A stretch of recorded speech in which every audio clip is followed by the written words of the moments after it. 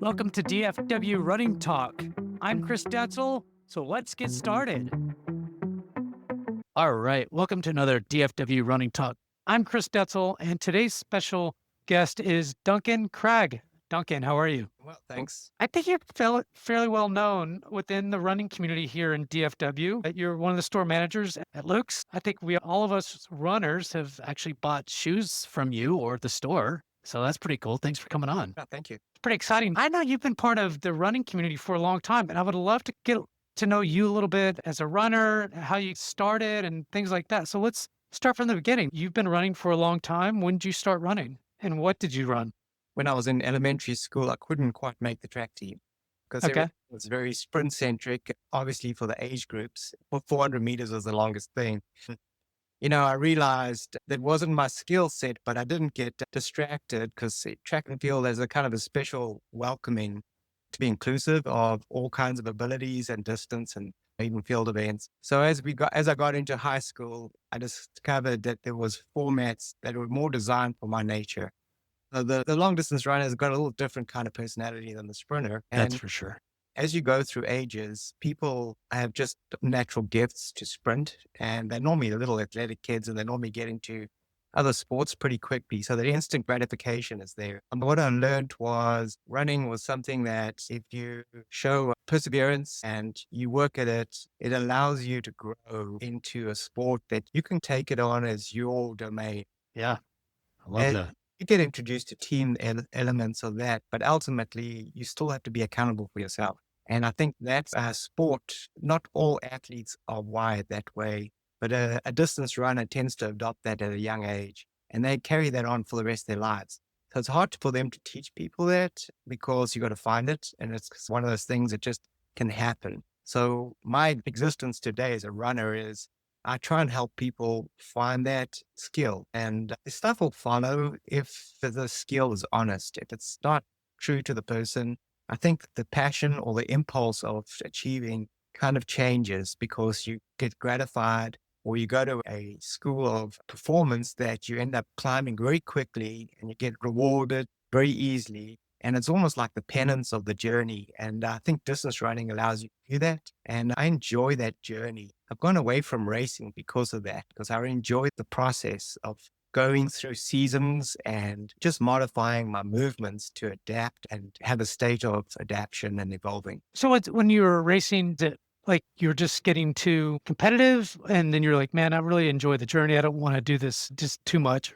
I like to use the analogy Labrador with a tennis ball. And I think a lot of people get motivated by signing up for a race, but the mindful journey of listening to your body and your needs and adaptation, I think I may have been competitive, but I realized there's a double-edged sword to that because when you get pulled into that, you tend to sometimes not listen to yourself because you got the show goes on. Yeah, that's right. I shifted gears early.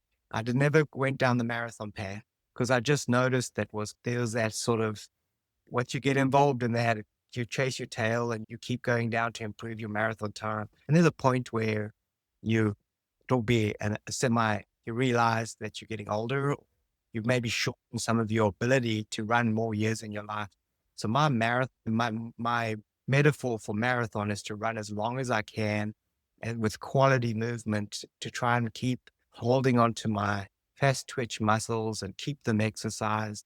So I realized as I got up into distances, people default to longer distances purely because they are getting slower when they age. And secondly, there's a mindset that you just need to do a lot of hours in it and it becomes more practical. If you're out there running 30 minutes to an hour, putting in 2 hours can be feasible. You just good bang for your buck.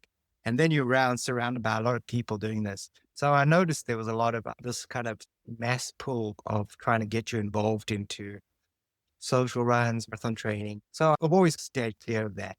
I enjoyed the performance and the chase on a track. It made me feel alive. I guess that's animal side of me. But the grinding away in mileages, I never enjoyed a long run or a Sunday run. I was always trying to question the functionality of that and did it anyway, but I realized that's not me. Well, that's interesting. So let's back up a little because I'm still curious about your running journey, and and thank you for providing that info because I think one person said to me, like, you probably know Jose Lopez. One of the things he does run a lot, but he runs it at a lot slower pace, but runs really fast when he runs his halves or fulls and things like that. He said, Chris, I've been doing this since high school. And then I went to college to run. And he goes, now I just try to think about longevity and how I can run for a longer time because of health. He wants to be able to do that for longer. So to some degree, you said some of that, but not exactly in a different way. But so you started running in in elementary, high school, things like that. What in high school, what did you run? Was it the mile, 2 mile, or what? We basically had the half mile, the mile, the 2 mile. We ran anything that allowed you to be athletic. And I realized there was a lot of athletic kids I ran against that ran the quarter mile and the half mile. But it was nice to find that I could play into their athleticism. It was good for my identity as a young kid developing. And purely it was just good hard work all year round. So this like whole year of training, there was always a good payout and it wasn't always really resting on talent. So you could outrun people instead of them outkick you. And it was you control the domain. I've always enjoyed that. But when you put talent and that together, you get something special. For sure. A lot of those talented kids, sometimes gratification gets satisfied so quickly, it's harder to get their attention to stay there. So it takes a certain personality of people saying, I want to do this and I want to take it to a level that's way beyond college. And it's very unique skill set there because those kind of kids are really thinking about their career as a young kid. I felt like that. I had a chance to see running as a tool to get to where I needed to go, but it was also a tool that could help me stay with who I was from being a kid. Because those impulsive things that you develop your identity around, they're very true when you're young. And then you get all these distractions of other career paths and you go to school, you study things and you go down. But to draw from that energy of who you are, it's something I need to find. I think that becoming a teenager is right where a lot of these cool things happen. I see it in Yeah, I agree. Where'd you go to high school at? I'm from South Africa. I went to school there. It was a very, very, I think if you have an image of the sort of schooling of the Harry Potter's uniforms and very English and colonial rules and regiment. I see some of the private schools have it here. We had a lot of structure, but it was also like, there was like a lot of machoism and they had more brutal sports like rugby and like football in America. But I think distance was like inclusive of men and women and it happened all year round. But it's no different. I see the same things in the schools. Yeah, same personalities get pulled into it. Yeah, that's right. So you mentioned that you use that as a tool running from high school did you run in college or I ran at SMU men's track team back in the day. That's what brought me to the US. was SMU really? Yeah, so I recruited me out of high school. Obviously, they went with world rankings. And so I ran at a level that was top of the nation. But I was a little different because I always saw this as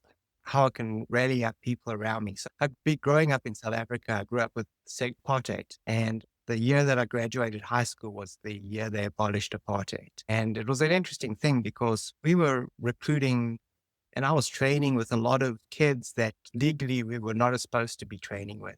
So we had like a freelance motley crew that would just meet up at a park and train together, but get the best out of each other. So a lot Yeah. of my endurance running was taught to me by how a lot of the rural African runners would just run naturally in the bush they just were very good at running cross country naturally. They didn't like track because they didn't have access to tracks. And they just seemed like so imperial, like it was so set and measured. They loved road racing and they loved cross country. So there's always a division in the athletes. And then when apartheid was abolished, we were allowed to combine the two schools and friends, and they started recognizing our group as a melting pot. And a lot of the athletes that came to SMU with me were out of my running group back in Africa. No way. And so because we were ahead of the system, we were integrating before the government made it law, but it was also frowned upon because people weren't sure whether we were doing the legal thing or not. A lot of times people, to avoid adversity, just stayed away from commenting on us. But our elevation of athleticism went to world-class level. So it was neat because we were sharing talents, but the spirit. That's pretty cool. Yeah, that's good. Oh, I was lucky. All right. And I'm going to ask you about times and things. And I'm not sure if I just want to, I think that kind of puts it in perspective of where you were back in the day. When you look at one, were you running 3 miler or in college, or what was the? Yeah. So in college, my specialty, yeah, was steeplechase, which is a 3,000 meter or 2 mile for the high school runner, and it's run over hurdles. So it's like an obstacle course. Yeah. Jump and everything. It's a novel race. A lot of people like to watch it because of the fallout on the water jump and things. Yeah. I've seen. In order to do that, you had to be able to be good from the half mile up to 10,000 meters. Taxes your body like a 5,000, 10,000 meter. So if you do a heat of it, takes a lot out of you. Does. Huh? But a lot of, you'll find it's also a melting pot. A lot of milers like it because they have to be able to change gears all the time. So it's suitable there. But when I grew up, it was one of my events. But when you came to college, you tend to get used in what you're good at more than what. So I just ended up by default. That was my role to make sure I got the points in that category. Got it. I always felt like I could be a miler or a half miler. And that's the thing I noticed with the younger kids here that I help with is their coach puts them in a position to be something in high school, but you really don't know who you are, what you are, because sometimes you turn out to be a great marathoner, but you put out as an 800-meter runner and vice versa. If you say you show some talent, you end up getting pigeonholed and never getting a chance to experience the other things when you start maturing. So when you ran the mile, since you seemed that was your thing, what was your best time that you were in? We grew up running 3,000 meters. And then in college, when I grew up, I ran the 1,500. We all metric. So that's like the mile equivalent. So Almost just 100 meters from that. But yeah. yeah, so I was like a 3.5, 1,500-meter runner in high school. So it translates, I think it's like 4:05 pace high schooler. But this is in the 90s. So today it's like, that's average. But back in the 90s, the gene pool was smaller and the talent was different. Nobody was running a 405 back then, or it was rare. And also we were raised, I was at 7,000 feet above sea level, but it's just a whole different world. But the ability to translate that into other sports, like when you go to college, kids that have got a good mile pace, the coaches love that because that's what you're going to finish your last mile in. You just have to get that last mile. So that's training. But an athlete is an athlete, whether you're there, you're going to outkick. So we don't want time trialers because they don't do well past the conference level. Once you do that finish, you're also going to finish your last lap of the sprint. So you decide what you're going to train your VO2 at to what you can handle. So in college, I ran less of the races I enjoyed. There's less diversity. I was stagnated in high school because I just never get a chance to race in college. Yeah, it was just always the one thing I did. What in the steeplechase? What was the distance that you mostly did? What was the? Yeah, so it was a 3,031 race. In high school, you do a 1,500 when you're young because it's long, but it's 3,000 meters. So 3,000-meter race, it's at the 840. In high school is 8:45 pace, which is like over a hurdle race, 9:15 2-miler, but over hurdles. Okay. So you're running 9:52 mile with the hurdles, a mile, but about a 9:15 2-miler over hurdle barriers and so on. So a 9:52 overall. Oh my God, for 3,000. Okay. I was about to say 9:52 a mile. That doesn't really sound that fast, but yeah. for the 3,000 meters, basically. Yep. Yeah, that's pretty quick. Long time ago. Yeah, it was a long time ago. All right. You ran in college, the steeple chase. Is that what it's called? I did talk to somebody that was very interested in that once on this podcast, and they're still wanting to do it. They said it's really hard to find those kind of things these days. So what was next? What'd you do after college? Stayed in Texas, right? Yeah. So I had to figure out how I was going to immigrate because that was my intention, to be here and be part of this nation. Yeah. So sport was my gateway. Came here, but I try to bring the best values, the things that I was raised around, and bring it see where I can bring some of those things into the society here, and or just keep practicing what I know. Yeah. So we grew up with club systems, like you have club soccer and yeah. But most of our sport at a club level was thinking internationally. But at school level, you're just basically appeasing your region or your area or whatnot. And then your season's over and no one really knows. And then the school kind of processes that. But the club level thinks of growing you to being representatives of your sport. And I found little club levels back in the 90s when I got out of college. Club levels had some kind of existence for kids, but nothing for adults here. Our club system goes on until you in your 90s. They have age groups all the way up and people practice and do track workouts, just like you would do in high school. Awesome. But up north, they have it here. Just in the south, I think, with the heat and everything. But when I started working for Luke's, the closest thing to that was the track meets they put on in the summer, which I put on this June. And it's an all-comers track meet for anybody in all ages. And that's where the steeplechase could be run for those who want to run steeplechase at any age. So we look for venues with steeplechase hurdles. Are you guys still doing that or no? Yeah, we're doing it. We just look getting a venue together. We've done it for the last 40 years of our existence. And I didn't know that. One after the Twilight Meet in Oregon. So it was based out of Oregon, Phil Knight's project. Okay. So that's so interesting. I didn't know. But is there anything here in Dallas that, for steeplechase? Well, so it depends on the schools that we get access to because we have to contract the facilities. But TCU meet, we have one in TCU with our Fort Worth location, and they have a steeplechase bar. It's a big draw. Everyone just comes to watch it just because it's novel. But it all depends if the schools have it. The high schools don't really have steeplechase yet, but it's because they don't have water pits. And so that's right. So then after college, you wanted to immigrate here basically, but you started working for Luke's to do that, or what's the? It ended up, I was doing gait analysis and fitting running shoes in Africa. And that was a unique because it wasn't really heard of over there. And one day we went to a store and I said, "Hey, you guys hiring?" And I was 16 and I was trying to figure a way to make At Luke's or some other place? A store in Africa. And in Africa, got it. Irony of it, person running it, he ran in college for Oklahoma State back in the 70s. And he went back and took the idea of specialty run to Africa. And I ended up working for him as the first kid he's ever hired. He had some adults. And so when I came to running college, I said I needed to find a store that I can get my team the right equipment because everything was about what your team was sponsored by. And so the kids with injuries needed more attention. And I discovered Luke's back in college. And then from there, I realized that the people that got Luke's, the owners of the Lucas family, they were one of the pioneers of the whole specialty run. And the guy that I worked for in Africa, Johnny Halberstadt, who then opened up the Boulder Running Company later because he also immigrated. The guy when I was working for knew the owners of Luke's, and there was a small world of a little triangle of 2 degrees. Kind of crazy, isn't it? Yeah, it was.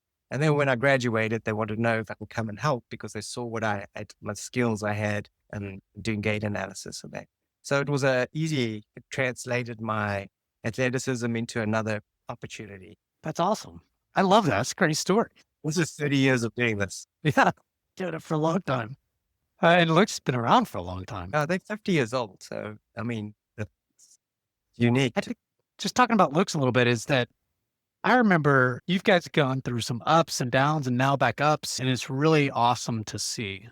Running in DFW, I don't know if you agree, but has taken off over the last, feels like 10 or 11 years, maybe longer, but for sure over the last 10 or 11 years and even the last 3 or 4 years after COVID, like COVID just seemed to ramp it up even more. I don't know what your thoughts are about that, but it feels like DFW has just exploded. Yeah, I think the city is so well equipped for the trail systems and the energy behind trail. And it's a cheap man sport, but it's also very... It's not really that cheap. Relatively, and they're having not to worry about facilities and things, but it really works well to have an explosion when people just need to exercise because they find all kinds of reasons to run. But yeah, our industry, there's more diversity, more run groups out there. They're doing all kinds of like new age running, like doing other things and running. Just it's mixing. And so when Luke's first started, they mixed running and Western wear. And that was like the most, talk about creating it's a Texas thing though, I guess. It's like a feeds.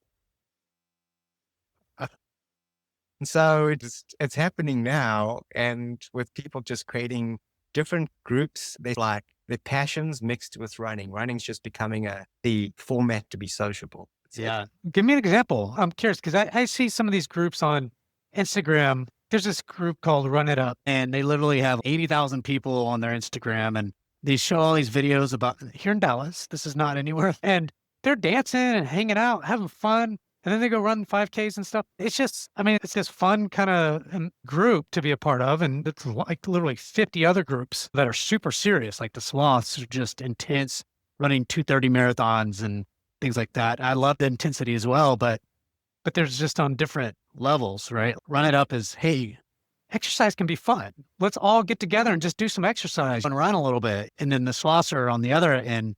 How fast can I get my marathon? And how they're running 80 to 120 miles a week and just trying to get every little step that counts and stuff like that. But it's all the way from there. Like it's crazy. Yeah, but that constant, the running or walk, run, or whatever you want to do, it's being part of the bigger thing, a bigger organism. I'm finding that helped me integrate because it was into that like universal language translates, but then everyone's alter ego is just working with this, whatever they're passionate about. Let's merge these things and fuse them together.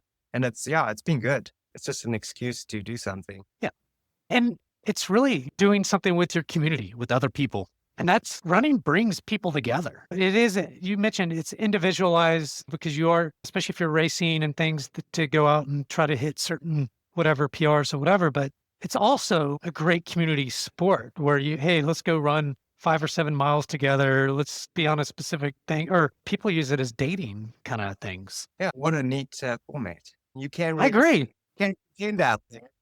That's how I met Leah. Yeah. My wife is through Dallas Running Club. And if it wasn't for that, then I would have probably never met somebody like that. She's pretty intense about her running, and I can be not as intense, but I still enjoy it. And so our lives revolve around races, or at least some of our lives. And it's fun. Find somebody fit. And you could meet a person from another part of the world and just quickly dovetail in with them. It's neat. It is really neat. That's the beauty about these communities is somebody you might not think you would ever talk to, and all of a sudden you're having these long conversations with them because you're running 5 or 10 miles with them every single Saturday or whatever it is. And I have a lot of friends now just in the running community that I would never have. And this podcast really helps a lot too, because I get to know them a little bit more.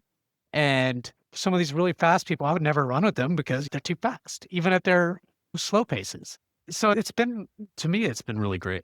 Yeah. What are you seeing? So some of the things, well, let's get into your expertise a little bit because I'm interested, is over the years, shoes technology has changed. And I think that you are seeing a lot faster times in the half marathons and the marathons and probably other distances. It's obvious going to get partly due to the shoes, don't you think? Humans chasing times is always you always get your gene pool gets bigger and people performing better.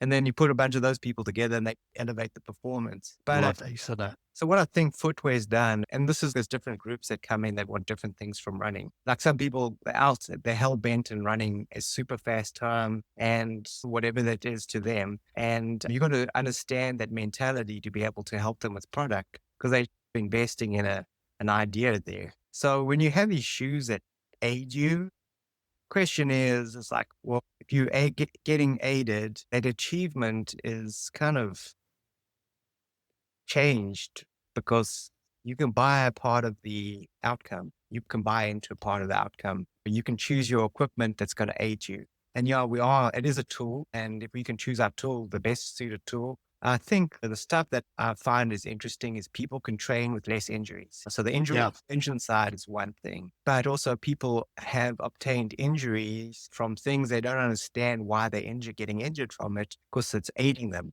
So it's got a different kind of injury out there. Injury that a plated or rocker shoe is now utilizing muscles that even the medical industry are scratching their head at saying, this is not functional movement 101. This is aided movement. This is an injury related to something pushing somebody. We don't know what it is. And so a lot of the stuff is being watched right now. And so you've turned your product into a big component of your mechanics. But back when I grew up, racing flats or straightforward run shoes, polyurethane, shoe was done. you've got symptoms that your shoe need to be replaced because you start getting common issues. But now no one knows where those issues are coming from because you got all these extra variables now. And then your paces are encouraged to move. So if you have a shoe that makes you perform better, how honest is that to what you've done and who are you doing it for? Is it for the number?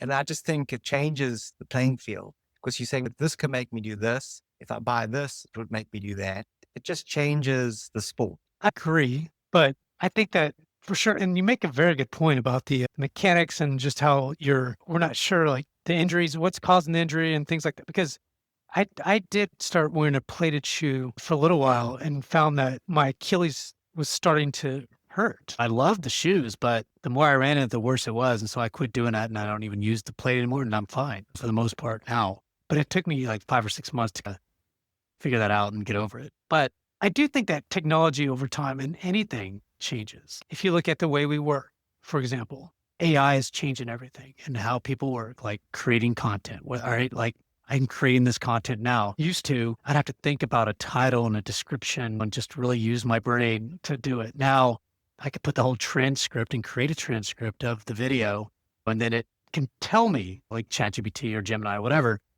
the title, description. So technology is going to help us one way or another, whether it's in shoes or apparel of some sort, and people are going to use it to get better. Now, is that our true time? I don't know. Like, fair enough. But I think that's just how we as humans will do. We'll always go with something that can enhance our ability to do better, especially if it's legal. Well, that's a good question. So shoes that age you are getting removed from the actual driving experience of running, gritting it, feeling the earth, fatigue. And so these things are getting remedied by product. And so you're moving one step away from a Harley Davidson into an SUV that's almost airtight and you can't even feel the wind in your hair. And yeah, whatever you want to do, whatever you want from that, there's different things. Think you can be in a wind tunnel as well.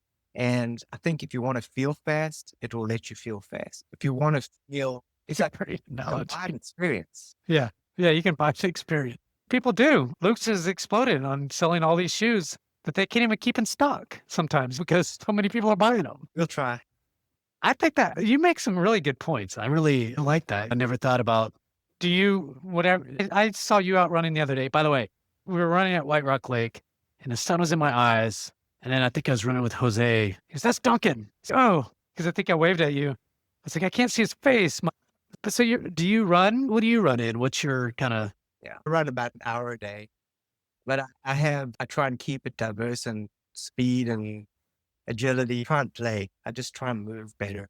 I love the idea of parkour where you just go along and you find your way and get excited about running along a terrace and you just do it and just play around. And whenever I have a chance to talk to someone a bit, I go, I like this mindful movement and just like the original fartlek where people just run by impulse and of 30 seconds on, 20 seconds off, which is, You just run it just, however you want. sprints is the whole concept of just moving. That too. Yeah. And it's hard to sell someone, how do you do it? It's like, I don't know. It depends. It's when you feel like it, just go. Yeah. Kind of stuff. Yeah. Yeah. So my running's become that. I enjoy it. And if I find people that are interested in that, I sync with them. And I just think I think there's needs more of that thinking instead of red and structure, because we're always creating structure around us. It's one of the sports you can just be free at. There's so much of it to be structured. Maybe that's the allure for like trail running is that trail running, it's this beautiful place. And some places, sometimes it's hard, sometimes it's easier. It just depends on the terrain.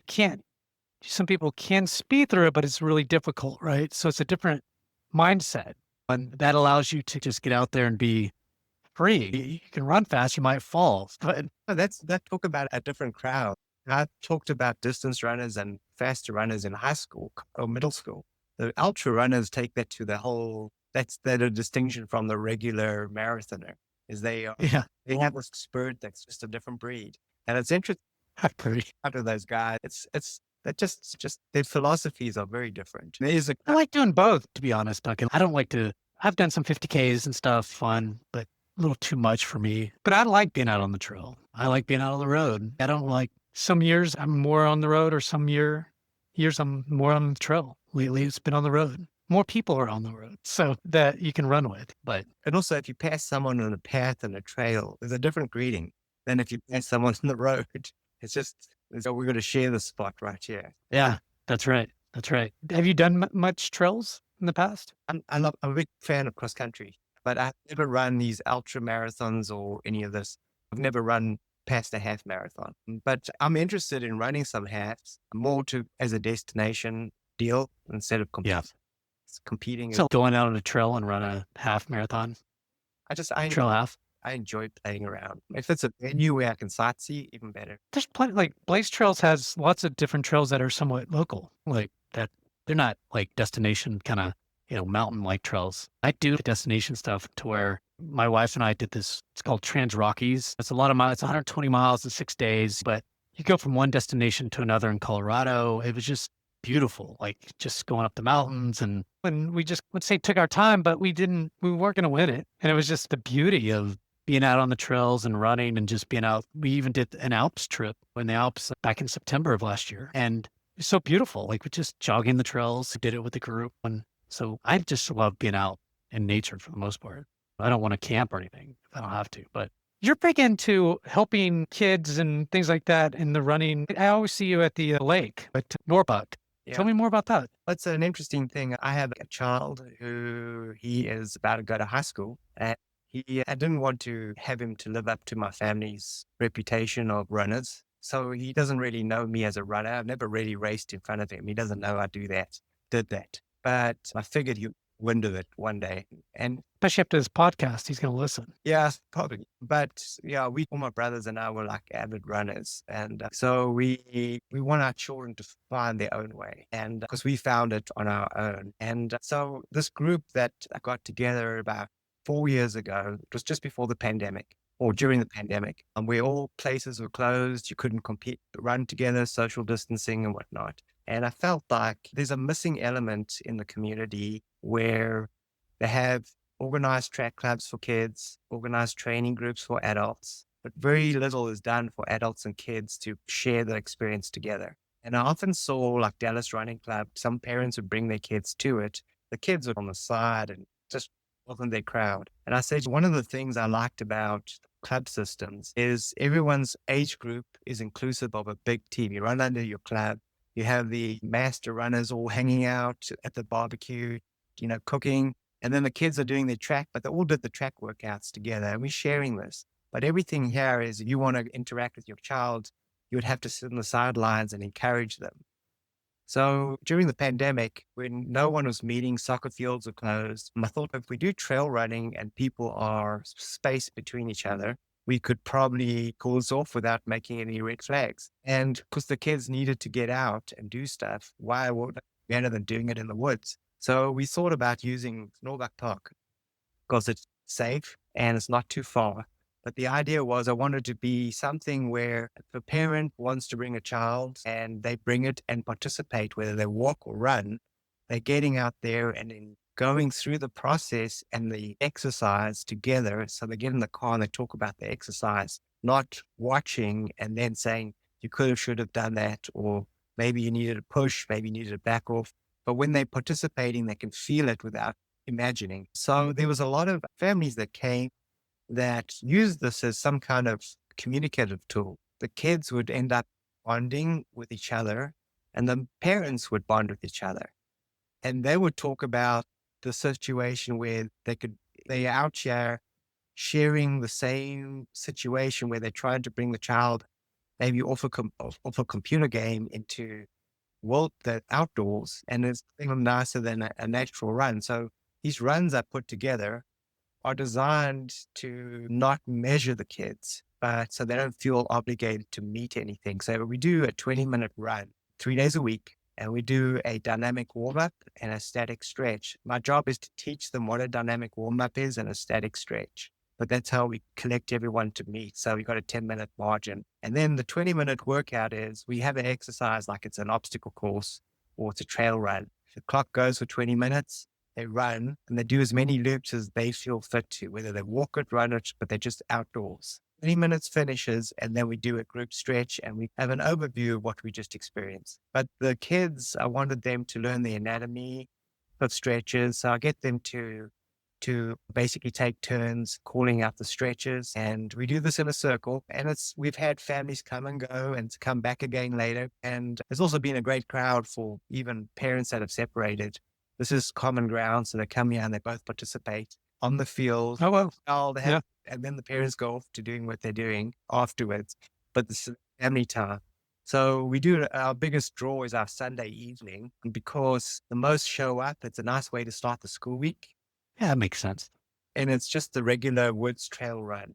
And so the idea is to keep everyone safe, but liability falls on the parents as well because they're out there. And so trying to make it as simple as possible. And now 4 years into it, it's evolved into something really neat. We're having a lot of schools that don't have sport bring their kids out during the summer, and we're having kids that are too intimidated by their track team come out. That's really what I wanted to get to, looking at the discovery that I made when I was 14, where gave me a chance to do it all year round on my terms, helped me identify consistency and practicing that showed that I had to be accountable for that. And so finding kids they crave to come out, because if they can come out, they look for someone else to bring them out. And that is really a cool thing when you have a child that says, hey, can we figure out another way to get out there if you can't take us? And I'll get back to me as a great, cool compliment. I love that, man. You've really created a community that is a little bit different, but around running and just around it. Just, again, it brings community. You're bringing parents together and the kids together, and they're bonding with each other. They're hanging out with their kid a little bit. Kids are going to be kids and they're going to hang out with other kids, but so are we. Hey, and then they're finding common opportunities to say, hey, if my kid plays video games all day, what do you do? And so they're doing those kinds of things. That's Okay, and this has been, go ahead. Sorry. I felt like that was my contribution to society right there, coming over here and emigrating. That's the coolest thing I've done. It is cool, man. Thanks for coming on to another DFW Running Talk. This has been spectacular, Duncan. So if you haven't got shoes at Luke's, which most people have, you're off Mockingbird in Dallas. That's the one you work at, but there's also one in Fort Worth. So, you can go to Luke's Locker anywhere in Dallas, Fort Worth. So it's a great place to obviously get your shoes and apparel, and really appreciate, Duncan, you coming on and telling your story. Really awesome. Hey, thanks, Chris.